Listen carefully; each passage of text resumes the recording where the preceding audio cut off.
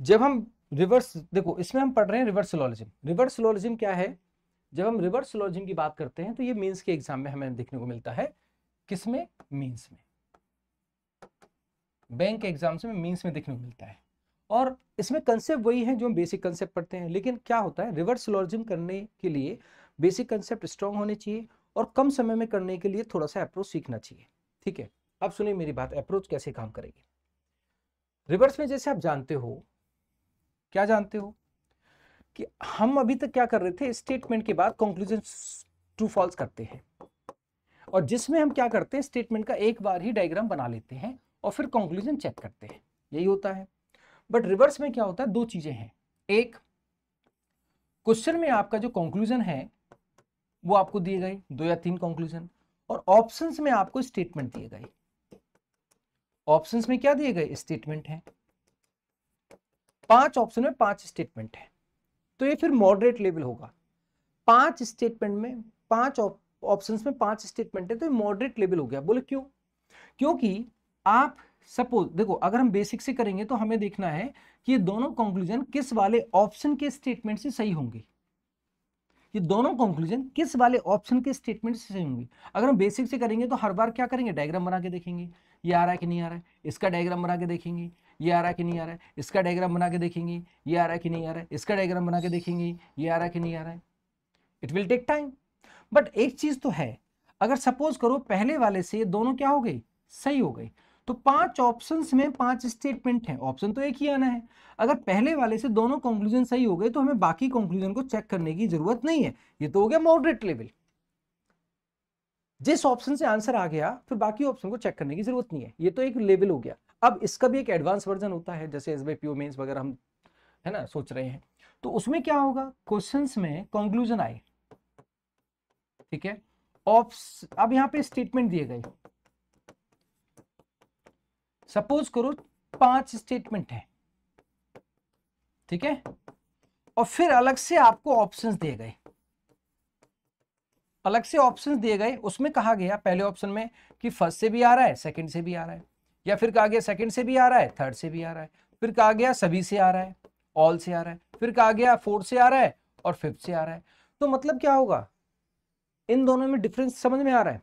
एक ऐसा कि 5 ऑप्शंस में स्टेटमेंट हैं और जिस ऑप्शन से आंसर आ गया फर्दर आपको चेक करने की जरूरत नहीं है, ठीक है।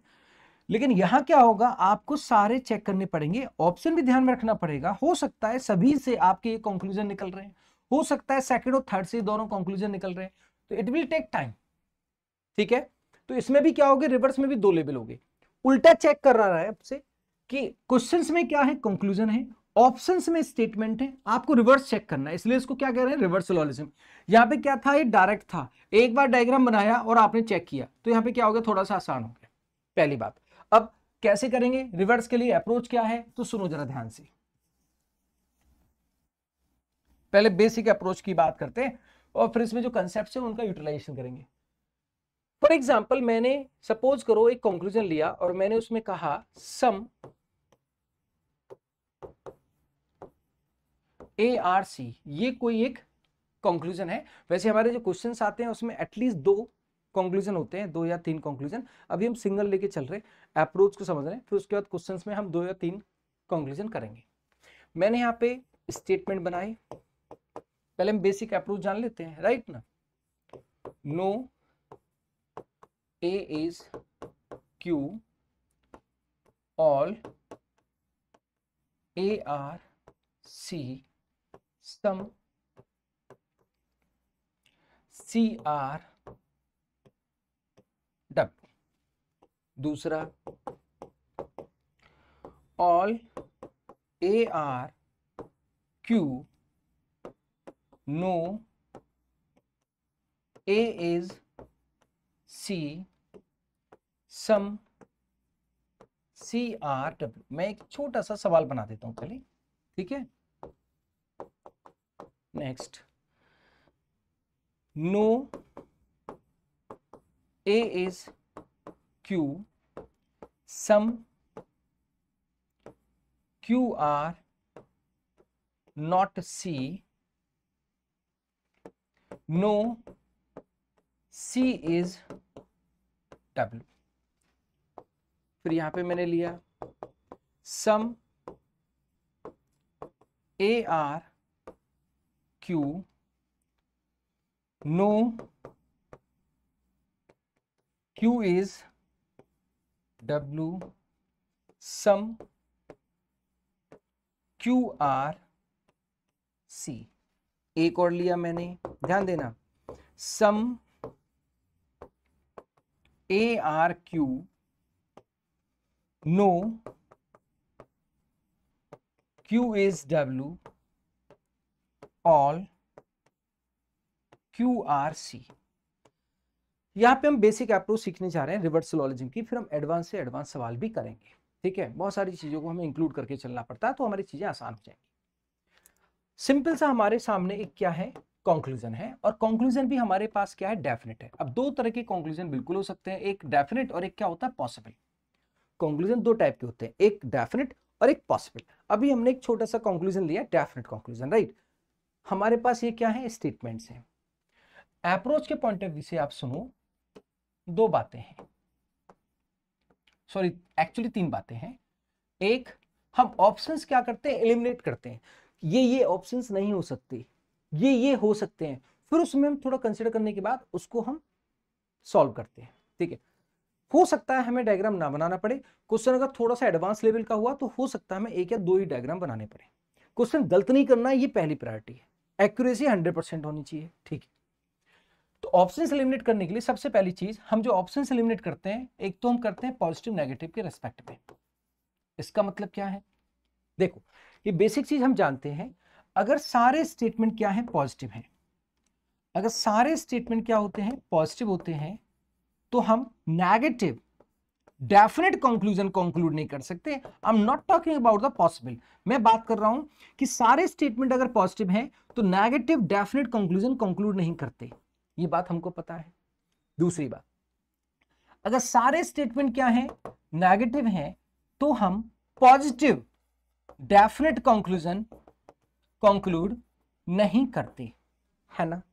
और अगर हमारे स्टेटमेंट क्या है, पॉजिटिव भी है और नेगेटिव भी है, तो कंक्लूजन पॉजिटिव भी आ सकता है, कंक्लूजन नेगेटिव भी आ सकता है, ये जनरल बात हम जानते हैं।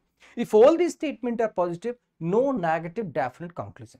If all these statements are negative, no positive definite conclusion. I'm talking definite conclusion. Possible तो कभी भी आ सकता है, जब जब रिलेशन डाउटफुल होगा, चाहे स्टेटमेंट पॉजिटिव हो या नेगेटिव हो, पॉसिबल कंक्लूजन तो कभी भी आ जाएगा जब जब डाउटफुल होगा। ठीक है, अच्छा, पहली बात हम पॉजिटिव नेगेटिव के आधार पे एलिमिनेट करते हैं। दूसरी बात, हम जब इस करेंगे तो एक चीज और, डायरेक्ट रिलेशन। देखो क्या होता है जब भी हम डायरेक्ट सिलोजिज्म करें या रिवर्स करें, किसी भी दो एलिमेंट्स के बीच में या तो रिलेशन डायरेक्ट होगा या इनडायरेक्ट होगा।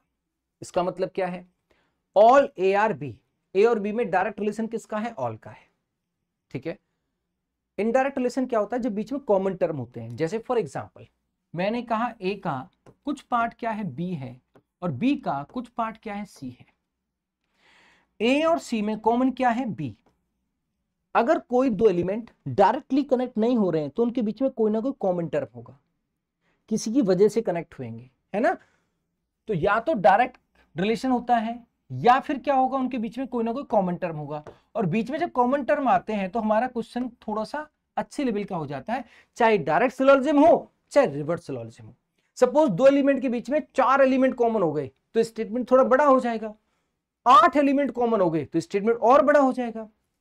ठीक है, तो अगर या तो डायरेक्ट रिलेशन होता है या कॉमन टर्म होता है, हमारा सवाल अगर कॉमन टर्म से सॉल्व हो रहा है तो इसका मतलब है क्वेश्चन का लेवल है। ठीक है, तो हम तीन चीजें लेके चलते हैं, कितना भी बड़ा सवाल हो 100% आपके जो समय है वो कम लगेगा और वेन डायग्राम की आपको जरूरत नहीं पड़ेगी। ठीक है, थोड़ा ध्यान देते हैं। सबसे पहली चीज, हमारे पास ये डेफिनेट कंक्लूजन है, थोड़ा ध्यान से देखिए, डेफिनेट कंक्लूजन है, और क्या ही पॉजिटिव कंक्लूजन है, डेफिनेट है, पॉजिटिव है। एक बात तो तय है, अगर सारे स्टेटमेंट नेगेटिव होंगे तो हम इस कंक्लूजन को कंक्लूड नहीं कर सकते। ये कंक्लूजन कब कंक्लूड होगा, या तो स्टेटमेंट पॉजिटिव है या मिक्स्ड है। मिक्स्ड मतलब पॉजिटिव नेगेटिव, स्टेटमेंट मिक्स्ड है तो ये आ सकता है, स्टेटमेंट पॉजिटिव है तो ये आ सकता है, स्टेटमेंट अगर सारे नेगेटिव हैं तो ये नहीं आएगा। मानते हैं? तो पहली बात, यहां पे देखो नो भी है ऑल भी है, तो ये मिक्स्ड है, राइट। यहां पे ऑल भी है नो भी है, ये मिक्स्ड है। यहां पे देखो नो, सम नॉट और नो, इस ऑप्शन में सारे स्टेटमेंट क्या है? नेगेटिव है। और जब सारे स्टेटमेंट नेगेटिव होंगे तो पॉजिटिव कंक्लूजन कंक्लूड नहीं कर सकते, इसलिए ये इस तरह का जो ऑप्शन होगा वो क्या हो जाएगा? कैंसिल। हाउ टू इलिमिनेट, हम इलिमिनेट कैसे करते हैं पहले ये समझ रहे हैं कि इलिमिनेट कैसे करते हैं, ठीक है। अच्छा जी, इसमें भी क्या है? पॉजिटिव नेगेटिव है, इसमें भी पॉजिटिव नेगेटिव है। तो जब हमारे पास ऑप्शंस होते हैं, सपोज करो हमारे पास 5 ऑप्शंस हैं, ठीक है, हम पॉजिटिव नेगेटिव के आधार पे हमने किया और 2 ऑप्शंस क्या हो गए? कैंसिल हो गए। तो हमें और अप्रोच की जरूरत पड़ेगी। कभी कभी ऐसा भी हो सकता है, सपोज हम क्लर्क मेंस में बैठे हैं और किसी क्वेश्चन में 5 में से 4 ऑप्शंस में पॉजिटिव नेगेटिव के आधार पे कैंसिल आउट हो गया, तो बचा हुआ ऑप्शन आपका आंसर हो गया। और ऐसा हो सकता है जब हमारे एग्जाम में सवाल आते हैं तो सारे एडवांस हो, जरूरी नहीं है। 3 सवाल आए तो एक इजी हो सकता है, एक मॉडरेट हो सकता है, एक एडवांस हो सकता है ना। अगर 4 ऑप्शंस में नेगेटिव स्टेटमेंट होते तो वैसे ही गलत हो जाता, मतलब सारे चारों गलत हो जाते हैं, जो बचा हुआ आंसर हो जाता है ना। अच्छा, पॉजिटिव नेगेटिव के आधार पे हम देखते हैं, कैंसिल करते हैं, उसके बाद हम फिर देखते हैं डायरेक्ट रिलेशंस के आधार पे। अगर किसी एलिमेंट्स में डायरेक्ट रिलेशन, जैसे यहां पे देखो ए और सी में क्या रिलेशन चाहिए आपको? सम का चाहिए। किसका रिलेशन चाहिए? सम का। यहां पे डायरेक्ट रिलेशन दिया हुआ ए और सी का, किसका दिया हुआ है? ऑल का। और हम जानते हैं अगर स्टेटमेंट में ऑल दिया है तो ऑल इज फॉलोड बाय सम। क्या जानते हैं? अगर स्टेटमेंट में ऑल दिया है तो all is followed by some. अगर ऑल दिया है तो all is followed by some. Statement में ऑल है तो सम तो आएगा ही आएगा। तो ये वाला ऑप्शन क्या हो जाएगा? सही। बाकी सेगमेंट को चेक करने की जरूरत भी नहीं है, क्योंकि स्टेटमेंट अपने आप में कभी भी कॉन्ट्राडिक्ट नहीं करता। कोई सिंगल स्टेटमेंट है ना, एक स्टेटमेंट्स हैं, तो स्टेटमेंट में अपने आप में कॉन्ट्रडिक्शन नहीं होता, ठीक है जी। ऐसा नहीं होता कि एक ही स्टेटमेंट में क्या हो गया, ऑल का रिलेशन दे दिया 2 एलिमेंट्स में और उसी में नो दे दिया। नहीं नहीं नहीं नहीं, स्टेटमेंट कभी भी अपने आप में कॉन्ट्रडिक्टरी नहीं होता है, ठीक है। स्टेटमेंट में हमें मिल गया ऑल, तो सम तो कंक्लूड होगा, बाकी पार्ट को कंसीडर करने की कोई जरूरत नहीं है। डायरेक्ट रिलेशन आपने देखा, यहाँ पे ऑल था तो सम आएगा। आपने डायरेक्ट रिलेशन देखा, किसका आ रखा है? नो का आ रखा है। अब नो है तो सम पॉसिबल ही नहीं है, सम आएगा ही नहीं, तो ये ऑप्शन क्या हो गया? कैंसिल हो गया। तो डायरेक्ट रिलेशन के आधार पे भी हम चीजों को जल्दी करते हैं।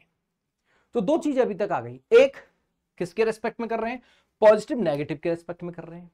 दूसरा किसके रेस्पेक्ट में कर रहे हैं? डायरेक्ट रिलेशंस के रेस्पेक्ट में कर रहे हैं। तीसरा, अगर डायरेक्ट रिलेशंस भी नहीं है और फिर भी ऑप्शन बच गए हैं तो हम कॉमन टर्म देखते हैं। सुनो, यहां ए और सी में डायरेक्ट रिलेशन है, बोले नहीं। यहां पे ए और सी में डायरेक्ट रिलेशन है, बोले नहीं। अगर डायरेक्ट रिलेशन नहीं है तो कोई ना कोई टर्म क्या होगा? कॉमन होगा। एक टर्म कॉमन हो सकता है, 2 टर्म कॉमन हो सकता है, डिपेंड करता है स्टेटमेंट कितना बड़ा है, डिपेंड करता है। एक और बात, जैसे यहां पे हमने देखा ए और सी में क्या कॉमन है? बी कॉमन है। कॉमन टर्म अगर है तो जरूरी नहीं है कि रिलेशन डिफाइन होगा। कॉमन टर्म के बावजूद रिलेशन डिफाइन हो भी सकता है, नहीं भी हो सकता। ए और सी में कॉमन क्या है? बी है। ए और सी में फिर भी रिलेशन डिफाइन नहीं हुआ, तो कॉमन टर्म होने से रिलेशन डिफाइन हो भी सकता है, नहीं भी हो सकता है। कॉमन टर्म 1, 2, 3, 4 भी हो सकते हैं, डिपेंड करता है स्टेटमेंट कितना बड़ा है, नंबर ऑफ एलिमेंट्स कितने हैं, है ना। यहां पे देखो ए और सी में डायरेक्ट नहीं था, हमने देखा क्या कॉमन है, तो ए का रिलेशन किससे है? क्यू से है, और क्यू का रिलेशन किससे है? सी से है। हम वहीं पे फोकस करें जहां पे वो कॉमन टर्म है। ए और सी में कॉमन क्या है? क्यू। और हमने देखा ए का कुछ पार्ट क्या है? क्यू है, और क्यू का कुछ पार्ट सी है। तो ये बात हम ओरली भी बना सकते, ओरली भी तो सोच सकते थे कि ए का कुछ पार्ट क्यू है और क्यू का कुछ पार्ट सी है। कॉमन टर्म के बावजूद ए और सी में सम का रिलेशन डिफाइन नहीं कर सकते, relation is not defined. Common term था क्यू, फिर भी रिलेशन डिफाइन नहीं हुआ, तो ये कंक्लूजन क्या हो, ये स्टेटमेंट क्या हो गया? गलत हो गया। फिफ्थ वाले में क्या देख रहे हैं? ए और सी में क्या कॉमन है? अगेन क्यू कॉमन है, लेकिन यहां पे क्या कह रहा है? ए का कुछ पार्ट क्यू है, ए का कुछ पार्ट क्यू है, और सारा क्यू क्या है? सी है। ए का कुछ पार्ट क्यू है और सारा क्यू क्या सी है, क्यू कॉमन था और क्यू की वजह से ए और सी में रिलेशन डिफाइन हो गया, किसका, सम का। तो ये वाला क्या हो जाएगा, ऑप्शन सही हो जाएगा। किसी भी क्वेश्चन में कितना भी बड़ा सवाल हो, कितना भी मॉडरेट लेवल का हो, कितना भी एडवांस हो, तीन बातें हमारे दिमाग में रहनी चाहिए जो कि आरकेआर अप्रोच है। पहला, हम ऑप्शन एलिमिनेट करेंगे पॉजिटिव नेगेटिव के आधार पर। हो सकता है कोई ऑप्शन कैंसिल ना हो पाए और हो सकता है मैक्सिमम 4 ऑप्शन कैंसिल हो जाए क्योंकि 5 ऑप्शन होंगे, ठीक है। दूसरा है डायरेक्ट रिलेशंस के आधार पे और तीसरा है कॉमन टर्म के आधार पे, ठीक है। तो इस अप्रोच को हम लगाएंगे, क्वेश्चन सॉल्व करेंगे, लेट्स सी कहां तक चलता है। अच्छा, एक और चीज, क्वेश्चन लगाने से पहले जो बेसिक्स हैं वो थोड़े स्ट्रांग होने चाहिए। तो मैं आपसे 2-3 सवाल और यहां पे करूंगा जिससे आपको हेल्प मिलेगी। जैसे फॉर एग्जाम्पल, अच्छा मुझे एक बात बताओ, अगर हमें ऑल कंक्लूड करना है, ऑल का रिलेशन तभी कंक्लूड हो सकता है जब स्टेटमेंट में एटलीस्ट एक बार तो डायरेक्टली या इनडायरेक्टली ऑल आया हो। अगर स्टेटमेंट में एक बार भी ऑल नहीं आया है तो ऑल का कंक्लूजन कंक्लूड नहीं होगा। ऑल सिर्फ ऑल से कंक्लूड हो सकता है, ऑल ओनली से कंक्लूड हो सकता है। ओनली में नो भी छिपा होता है, ओनली में ऑल भी छिपा होता है। तो इसलिए मैंने कहा डायरेक्टली या इनडायरेक्टली स्टेटमेंट में ऑल होना चाहिए, तभी ऑल का कंक्लूजन आप डेफिनेट वे में कंक्लूड कर सकते हैं। क्योंकि सम सम से भी आ जाता है, सम ओनली अ फ्यू से भी आ जाता है, सम ऑल से भी आ जाता है, बट ऑल ऑल से आता है। ऑल का कंक्लूजन कंक्लूड करने के लिए स्टेटमेंट में ऑल तो होना चाहिए, पहली बात। नो कंक्लूड करने के लिए हमारे स्टेटमेंट में एटलीस्ट एक बार तो नो होना चाहिए। अगर नो हमारे स्टेटमेंट में एक बार भी नहीं आया तो नो का कंक्लूजन कंक्लूड नहीं होगा। बोले क्या, सम नॉट से भी आ जाता है, some not only a few से भी आ जाता है, सम नॉट नो से भी आ जाता है, लेकिन नो से आएगा। नो का कंक्लूजन अगर कंक्लूड करना है डेफिनेट वे में तो एटलीस्ट एक बार तो डायरेक्टली या इनडायरेक्टली नो होना ही चाहिए। ऑल कंक्लूड करना है तो एटलीस्ट एक बार तो ऑल होना ही चाहिए। दो बातें। तीसरी बात, सपोज मैंने कोई स्टेटमेंट लिया और मैंने कहा some A are B all B are C some C are Q. क्या कहता है, ए का कुछ पार्ट क्या है, बी है, सारा बी क्या है, सी है, सी का कुछ पार्ट क्या है, क्यू है, ठीक है। अच्छा जी, अब आपसे उसने पूछा कंक्लूजन ओनली सी आर, या ऐसे पूछा only Q R C being a possibility. पहले आप ये बताओ ये क्या होगा, क्योंकि बेसिक्स अगर स्ट्रॉन्ग नहीं है तो रिवर्स में फिर फंसेंगे। रिवर्स तब करना चाहिए हमें जब बेसिक्स हमारे बहुत स्ट्रॉन्ग है, उसमें रिवर्स की गलती नहीं है। अगर रिवर्स आपका गलत हो रहा है तो इसका मतलब बेसिक्स में कहीं ना कहीं कमी है। अप्रोच ऑफ कोर्स हम सीख रहे हैं लेकिन बेसिक्स स्ट्रॉन्ग होने चाहिए। Only Q R C being a possibility, क्या पूछ रहा है, केवल क्यू ही सी हो मतलब सारा सी क्यू हो जाए, केवल क्यू ही सी हो मतलब सारा सी क्यू हो जाए, और सारा सी क्यू हो जाए साथ साथ सी किसी अदर से रिलेट ना करे, यही तो पूछ रहा है। ओनली का मतलब क्या है, ऑल का रिवर्स है, और साथ साथ वो ये भी कह रहा है केवल क्यू ही सी हो, कोई और चीज सी नहीं होनी चाहिए। C can not relate with other, अगर सी अदर से किसी और से भी कनेक्ट कर रहा है तो ये पॉसिबिलिटी नहीं बन सकती। केवल क्यू ही सी हो, कोई और चीज सी ना हो, केवल क्यू ही सी हो, कोई और चीज सी ना हो। लेकिन यहां पे क्या है, सी तो ए से भी कनेक्ट कर रहा है, सी तो बी से भी कनेक्ट कर रहा है, और जब तक सी का रिलेशन किसी अदर एलिमेंट से है ये पॉसिबिलिटी नहीं हो सकती। केवल क्यू ही सी हो मींस सी अदर से भी कनेक्ट ना करे, क्या ऐसी पॉसिबिलिटी है? केवल क्यू ही सी हो, सी क्यू हो जाए और सी अदर से कनेक्ट ना करे, ऐसा नहीं हो सकता, क्योंकि हम स्टेटमेंट से कॉन्ट्राडिक्ट नहीं कर सकते। और स्टेटमेंट ये कहता है कि ए का कुछ पार्ट ऑलरेडी क्या बन चुका है, सी बन चुका है, सारा भी क्या है, ऑलरेडी सी है, इसलिए ये पॉसिबिलिटी नहीं हो सकती। जब तक सी किसी अदर से रिलेटेड है हम इस ओनली के केस को नहीं बना सकते। ये किसका पार्ट आ गया? बेसिक्स का पार्ट। ठीक है, और बेसिक्स का पार्ट क्या है? जैसे फॉर एग्जांपल मैंने आपसे कहा अगर ओनली अ फ्यू का रिलेशन गिवन है, ओनली अ फ्यू एक्स और वाई, जब भी कहीं स्टेटमेंट में ओनली अ फ्यू गिवन है तो हमारे कंक्लूजन में ना तो ऑल आएगा ना नो आएगा, क्योंकि ओनली अ फ्यू में क्या होता है, सम भी गिवन है और सम नॉट भी गिवन है। ओनली फ्यू में क्या है, सम भी गिवन है और सम नॉट भी गिवन है। अगर सम और सम नॉट दोनों गिवन है तो हमारा ना तो ऑल आएगा, क्योंकि सम नॉट की वजह से ऑल नहीं आएगा, और सम की वजह से नो नहीं आएगा।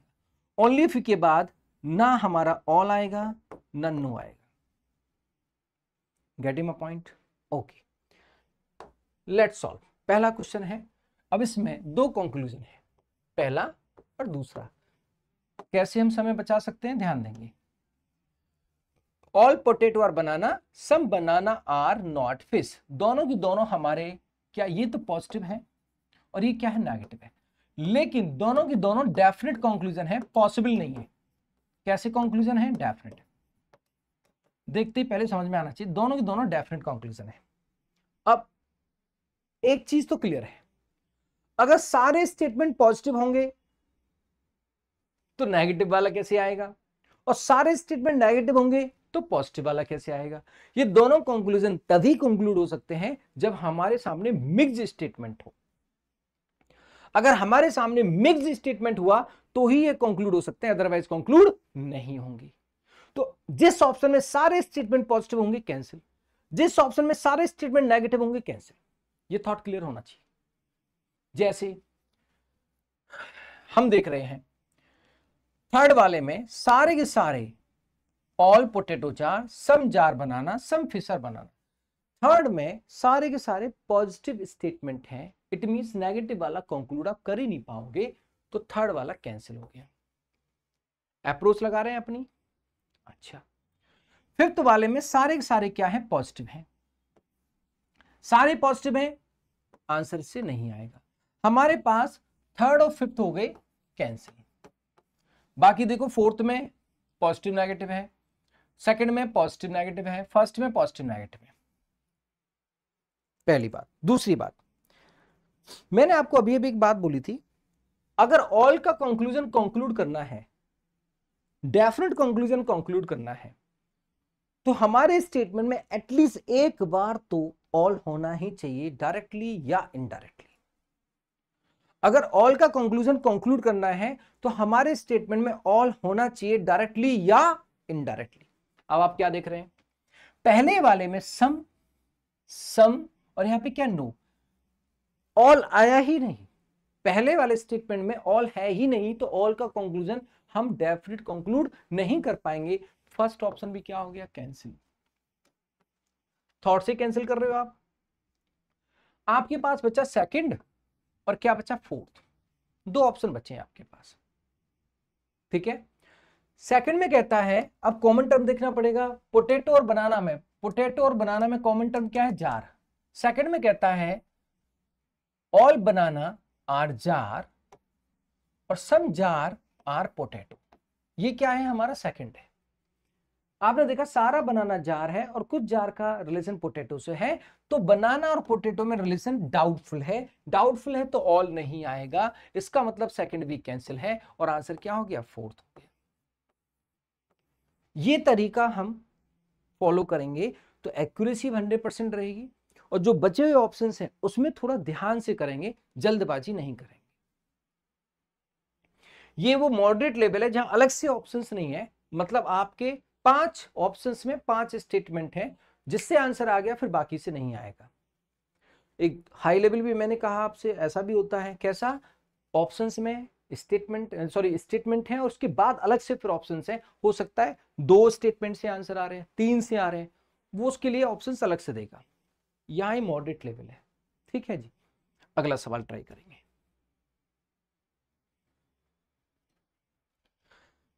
सेकंड में अगर हम देखें तो आपको समझ में आ गया, सेकंड में क्या है, ऑल पोटैटो बनाना। सेकंड में सारा बनाना क्या है, जार है, तो सेकंड में हमने देखा सारा बनाना क्या है, जार है, और सम जार क्या है, पोटैटो है। सम जार क्या है, पोटैटो है।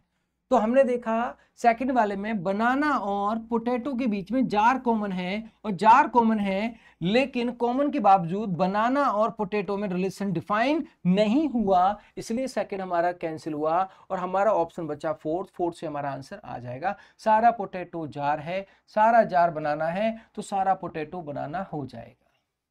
और सेकंड भी निकलेगा, सम बनाना आर नॉट फिश, बिल्कुल आ जाएगा, क्योंकि जार का रिलेशन फिश से नहीं है, तो जो बनाना जार में आया वो फिश नहीं होगा। बनाने की जरूरत भी नहीं थी, लेकिन फोर्थ से आ जाएगा, वही ऑप्शन हमारे पास बचा।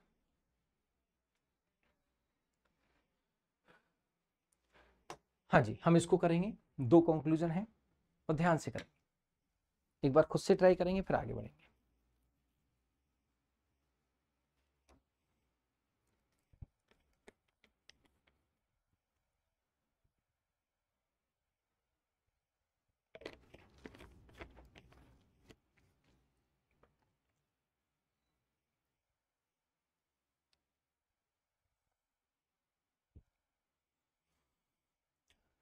यहां पे ये है पॉसिबल कंक्लूजन,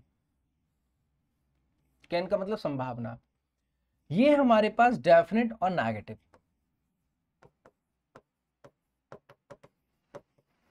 डेफिनेट और नेगेटिव, पहले इसको देखेंगे। Some colours are not black. अच्छा, अगर ये नेगेटिव है तो हमारे सामने अगर सारे स्टेटमेंट पॉजिटिव हुए, अगर सारे स्टेटमेंट पॉजिटिव होंगे तो इस कंक्लूजन को कंक्लूड नहीं कर सकते। अगर सारे स्टेटमेंट पॉजिटिव होंगे तो इसको कंक्लूड नहीं कर सकते। मतलब पहले वाले में देखो, some colours are black, all hair is black, some black is brown. पहले वाले में सारे स्टेटमेंट क्या है, पॉजिटिव है, तो हमारा ये वाला कंक्लूजन कंक्लूड नहीं होगा। हम ऑप्शन वही चुनेंगे जिससे दोनों कंक्लूजन कंक्लूड होने चाहिए, इसलिए हमारा पहला ऑप्शन तो कैंसिल है। अब second thought, only a few के बाद सम भी आता है, सम नॉट भी आता है। कलर ऑफ ब्लैक में ओनली अ फ्यू है तो सम नॉट आएगा, only a few colour black है तो सम नॉट आएगा, only a few colour black है तो सम नॉट आएगा, only a few colour black है तो सम नॉट आएगा। इन चारों स्टेटमेंट से हमारा फर्स्ट वाला तो ड्रॉ होगा। अब कोई एक ऐसा होगा चारों में से जिससे सेकंड भी आ रहा होगा, तो वो आंसर बन जाएगा, क्योंकि उससे दोनों हो जाएंगे। ओके, सम हेयर क्या चाहिए हमें, ब्राउन चाहिए, और ये क्या है, पॉसिबिलिटी। पॉसिबिलिटी कब बनेगी, जब रिलेशन क्या हो, हेयर ब्राउन में डाउटफुल हो। हेयर ब्राउन में रिलेशन डाउटफुल होना चाहिए, डाउटफुल होगा तो पॉसिबिलिटी बनेगी। अच्छा जी, तो हमने क्या देखा, यहां पे पहले से क्या हो रखा है, डेफिनेट रिलेशन। अच्छा जी, हमने यहां पे क्या देखा कि ऑल अगर गिवन है तो सम ऑलरेडी डिफाइंड है। भाई अगर ऑल गिवन है तो सम भी डिफाइंड है, और डिफाइंड है तो पॉसिबिलिटी नहीं बनेगी। और यहां पे क्या दे रखा है, हेयर और ब्राउन में डायरेक्ट रिलेशन, देखो डायरेक्ट दे, नो का दे रखा है, और नो है तो सम के चांसेस नहीं होंगे। डायरेक्ट हेयर ब्राउन में नो है तो सम के चांसेस नहीं होंगे, ऑल गिवन है तो सम डिफाइन है, सम डिफाइन है तो चांसेस नहीं होंगे, यहाँ पे सम ऑलरेडी गिवन है तो चांसेस नहीं होंगे। मतलब आपके पास जो आंसर आ गया वो क्या आ गया, सी आ गया। खत्म कर, आपके पास जो आंसर आ गया क्या आ गया, सी आ गया। तो चीजें इस तरह से वर्क करेंगी, है ना, क्लियर है। आगे यहां पे देखो, ये वाला क्या है, पॉसिबिलिटी केस है, ये वाला क्या है, पॉसिबिलिटी केस है।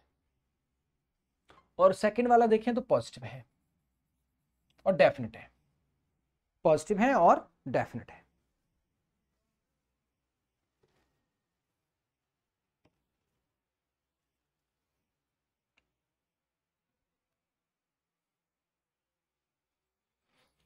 सम फोन और कंप्यूटर चाहिए हमें। पहले वाले में आपको दिया हुआ है सम फोन आर नॉट कंप्यूटर। अच्छा, आप जानते हो जैसे आप स्टेटमेंट पढ़ते हो तो आपने पढ़ा होगा, अगर मैं बोलूं some X are not Y, some X are not Y, ये मैंने बोला some X are not Y, तो क्या कहता है, एक्स का कुछ पार्ट क्या नहीं है, y नहीं है। अगर x का कुछ पार्ट y नहीं है तो सम नॉट के बाद सम हमारा डाउटफुल होता है। और अगर आपसे पूछा जाए सम x आर y, तो ये क्या होगा? डाउटफुल। सम नॉट के बाद सम डाउटफुल है, सम के बाद सम नॉट डाउटफुल है। जानते हैं हम, सम के बाद some not doubtful, some not के बाद सम डाउटफुल। अब यहां पे सम नॉट दिया है तो सम का रिलेशन हम कंक्लूड नहीं कर पाएंगे, श्योरिटी के साथ कंक्लूड नहीं कर पाएंगे। First option is cancel. Okay, यहां देखो नो फोन कैलकुलेटर दिया हुआ है तो सम फोन कंप्यूटर, अच्छा यहां से नहीं, इसको देखो ओनली अ फ्यू, हाँ फोन और कंप्यूटर देख रहे हैं ना अपन लोग, तो only a few phone computer है तो ओनली अ फ्यू से सम भी आता है सम नॉट भी आता है। ओनली अ फ्यू से सम भी आता है सम नॉट भी आता है। ओनली अ फ्यू से सम भी आता है सम नॉट भी आता है। ओनली अ फ्यू से सम भी आता है सम नॉट भी आता है। सेकंड वाला कंक्लूजन पहले से नहीं आएगा, बाकी चार ऑप्शन से आ रहा है। पहले वाला जो सेकंड वाला जो कंक्लूजन है पहले से नहीं आ रहा, बाकी चारों से आ रहा है। अच्छा कोई बात नहीं, अब इसको देखेंगे। ये बनानी है पॉसिबिलिटी, सारे फोन के क्या करना है? कैलकुलेटर की संभावना बनानी। संभावना कब बनेगी? जब रिलेशन डाउटफुल होगा, है ना। यहां पे क्या कह रहा है? No phone is calculator. Phone का रिलेशन कैलकुलेटर से नहीं है, नो गिवन है तो ऑल पॉसिबल नहीं होता, हम जानते हैं। अगर नो गिवन है तो all is not possible, no given है तो all is not possible, B cancel. Only a few के बाद मैंने आपको बताया, ओनली अ फ्यू के बाद न ऑल आ सकता है न नो आ सकता है, क्योंकि ओनली अ फ्यू में सम भी छुपा हुआ है सम नॉट भी है, सम और सम नॉट है, और सम नॉट है तो सम नॉट की वजह से ऑल पॉसिबल नहीं होगा। ओनली फ्यू गिवन है तो ऑल पॉसिबल नहीं होगा, क्योंकि ओनली फ्यू में सम नॉट भी गिवन है। ओनली फ्यू में क्या है? अगर हम बात करें ओनली फ्यू, तो ओनली फ्यू में सम भी है और सम नॉट भी है। इसीलिए ओनली फ्यू के बाद ना तो ऑल पॉसिबल है सम नॉट की वजह से, ना ही नो पॉसिबल है सम की वजह से। ठीक है, तो इसलिए हमारा ये भी क्या हो जाएगा? गलत हो जाएगा। यहां तो पहले से ही कुछ कह रहा है कि सम फोन आर नॉट कैलकुलेटर, कुछ फोन कैलकुलेटर है ही नहीं, स्टेटमेंट कह रहा है कुछ फोन कैलकुलेटर है ही नहीं, तो सारे फोन को कैलकुलेटर कैसे बना देंगे? तो हमारा ये भी गलत है। आंसर क्या आ जाएगा? बचा हुआ ई। इस तरह से हमने किया, यहाँ पे वेन डायग्राम की हमें जरूरत नहीं पड़ी, बट हाँ देखो आप सब लोग देख रहे हैं, ठीक है, बेसिक्स स्ट्रांग होने चाहिए तो ये वीडियो, तो ये लेक्चर आपके लिए काम करेगा। अगर बेसिक्स स्ट्रांग नहीं है तो नहीं काम करेगा, सिंपल थ्योरी है। बेसिक्स क्लियर है तो काम करेगा, बेसिक्स क्लियर नहीं है तो काम नहीं करेगा। नेक्स्ट, अब ऐसा नहीं है कि हमेशा रिवर्स सीधे सीधे, रिवर्स में कोडेड भी आ सकता है।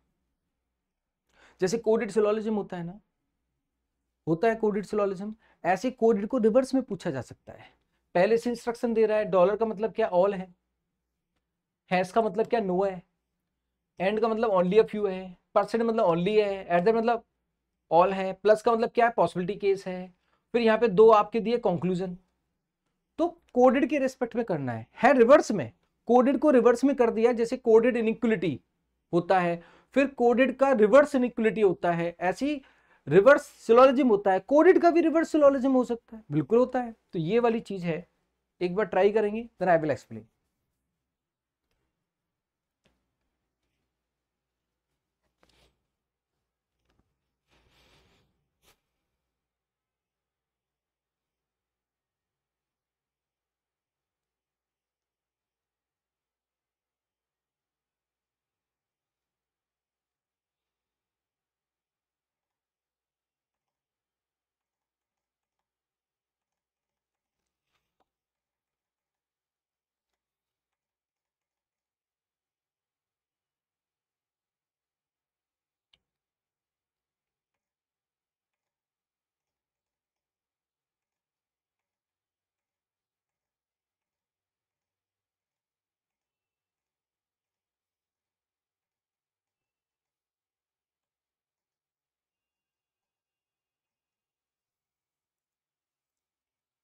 देखिए यहां सबसे पहले चीज ये कंक्लूजन क्या कह रहा है, एडवांस एंड ग्रेड, एंड का मतलब क्या है, ओनली अ फ्यू, तो इस कंक्लूजन का मतलब है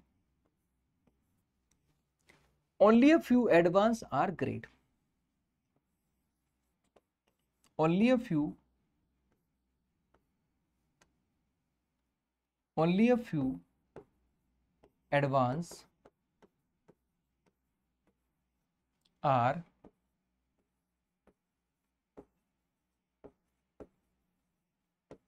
ग्रेड, ठीक है। अच्छा, इसका मतलब क्या है, परसेंटेज और प्लस, परसेंटेज का मतलब क्या है, ओनली केस है, प्लस का मतलब क्या, पॉसिबिलिटी केस है। तो मतलब क्या हुआ इसका, केवल मनी ही बैंक हो इसकी पॉसिबिलिटी पूछ रहा है, प्लस का मतलब क्या है, पॉसिबिलिटी केस पूछ रहा है, परसेंटेज मतलब ओनली, तो पूछ रहा है क्या है, इसका मतलब क्या आया, देखिए, only money are bank being a possibility, वो ये पूछ रहा है, being a possibility, only money are bank, only money are bank being a possibility, वो ये पूछ रहा है। अच्छा एक बात सुनो, ये तो है डेफिनेट कंक्लूजन, एडवांस और ग्रेड का डेफिनेट कंक्लूड करना है। और ये है ओनली वाला केस, मैंने अभी अभी आपको बताया था, ओनली मनी आर बैंक, ये अगर पॉसिबल करना है, केवल मनी ही क्या हो, बैंक हो, तो बैंक किसी और से कनेक्ट नहीं होना चाहिए। अगर बैंक किसी और से कनेक्ट होगा तो फिर पॉसिबिलिटी कैसे बनेगी, क्योंकि पॉसिबिलिटी पूछ रहा है, केवल मनी ही क्या हो, बैंक हो, मतलब केवल मनी ही बैंक हो, तो सारा बैंक क्या हो जाए, मनी हो जाए, सारा बैंक क्या हो जाए, मनी हो जाए, साथ साथ बैंक किसी अदर से कनेक्ट ना करे।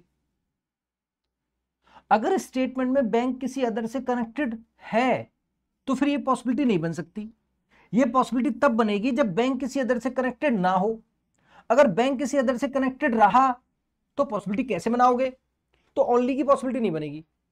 अगर बैंक किसी अदर से कनेक्टेड रहा तो ओनली की पॉसिबिलिटी नहीं बनेगी, मींस, अब यहां देखो ध्यान से, बैंक हमारा यहां ऑलरेडी डॉलर से कनेक्टेड है, डॉलर का मतलब क्या है, ऑल, तो एडवांस से कनेक्टेड है, बैंक पहले से ही एडवांस का कनेक्शन पे बना हुआ है, बैंक सारा एडवांस है, तो ये पॉसिबिलिटी नहीं बना सकता, दिस ऑप्शन इज कैंसिल। यहां पे नो है, मना किया हुआ है तो बन सकता है इसका मतलब नो है। अच्छा, यहां पे बैंक पहले से क्या है, एडवांस है, नहीं बन सकता थर्ड में, फोर्थ में नो है, हो सकता है। यहां पे डॉलर, बैंक पहले से एडवांस है, नहीं हो सकता। आपके पास फर्स्ट ऑप्शन कैंसिल है, थर्ड कैंसिल है और फिफ्थ कैंसिल है, आपके पास बचा सेकंड और फोर्थ, ठीक है ना। सेकंड फोर्थ में हमारा बैंक और उसका बन सकता है, चलो देखते हैं। यहां पे हमें चाहिए only a few advance are grade, और फोर्थ वाले में bank advance, advance money, money advance, fourth वाले में ग्रेड नाम का कोई वेरिएबल नहीं है, ग्रेड नाम का कोई ग्रुप ऑफ आइटम नहीं है, तो उस ग्रेड से रिलेटेड कोई भी कंक्लूजन डेफिनेट ड्रॉ नहीं कर पाएंगे। पॉसिबिलिटी बात अलग हो गई, लेकिन अगर कोई ग्रुप ऑफ आइटम स्टेटमेंट में ही नहीं है तो वो डेफिनेट वे में कोई भी रिलेशन कंक्लूड नहीं कर पाएंगे। Grade is not given in fourth statement, we cannot conclude definite conclusion related to grade. It means your fourth option is cancelled. Your answer is second. खत्म. Your answer is second.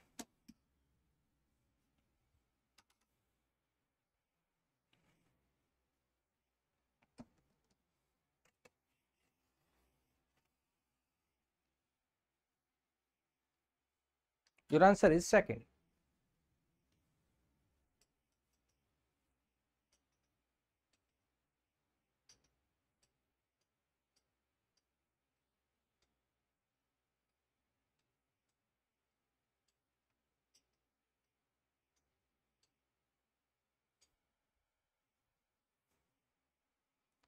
Let's solve one more. Okay. यहां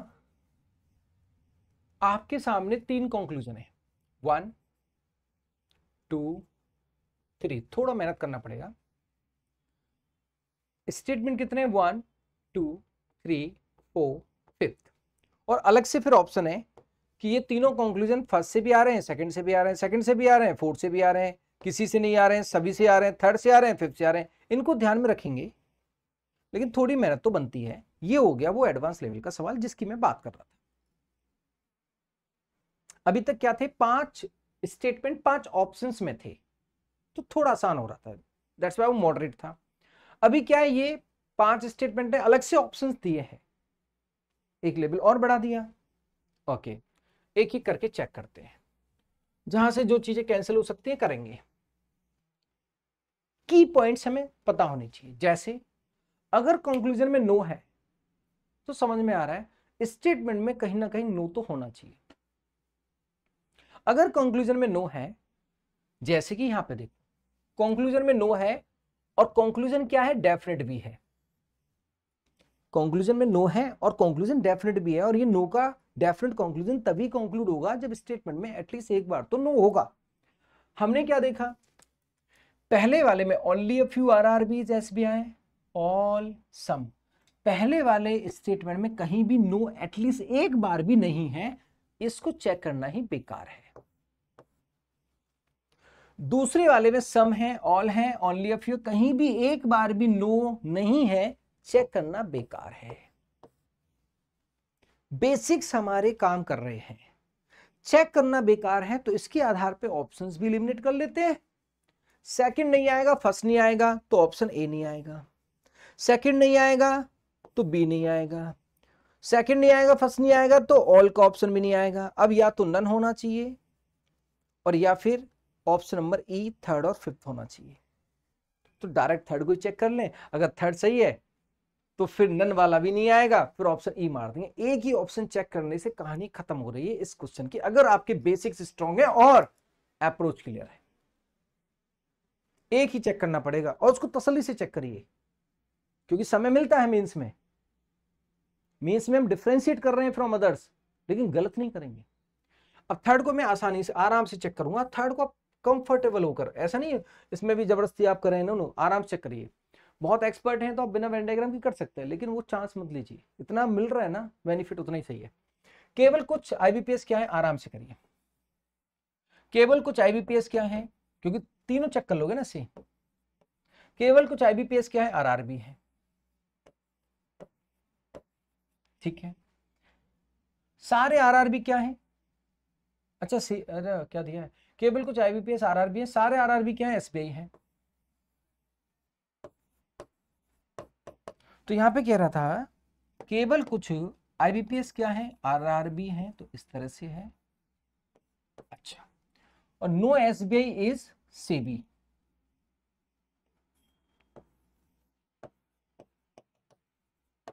ये statement था पहला।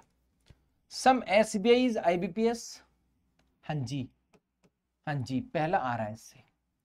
No SEBI is RRB, SEBI का SBI से नहीं है तो आरआरबी से नहीं होगा, हाँ जी, ये भी आ रहा है। क्या सारे आईबीपीएस एसबीआई हो सकते हैं, बोलो हाँ, क्यों, केवल ए का कुछ पार्ट बी है तो सारा ए बी नहीं हो सकता, बट अगर सारा बी सी है, सारा बी सी है तो सारा ए बी नहीं हो सकता, लेकिन सारा ए सी हो सकता है। ऐसा हो सकता है, ये हम जानते हैं, दोनों के दोनों किसके अंदर आ जाए, सी के। सारा आईबीपीएस आरआरबी नहीं हो सकता, लेकिन सारा आईबीपीएस एसबीआई हो सकता है, ये भी सही है। और जब थर्ड से आंसर आ रहा है तो आप नन तो नहीं करोगे ना, नन नहीं करोगे तो आंसर क्या हो गया, ई। तो एक ही डिटेल में आराम से चेक करने पर आपका आंसर आ गया। तो हमें ये ध्यान रखना है, how to reduce from others, ये ध्यान जरूर रखना है। थोड़ा सा देखो, लेवल चलेगा, लेवल है, पेशेंस के साथ पढ़ोगे।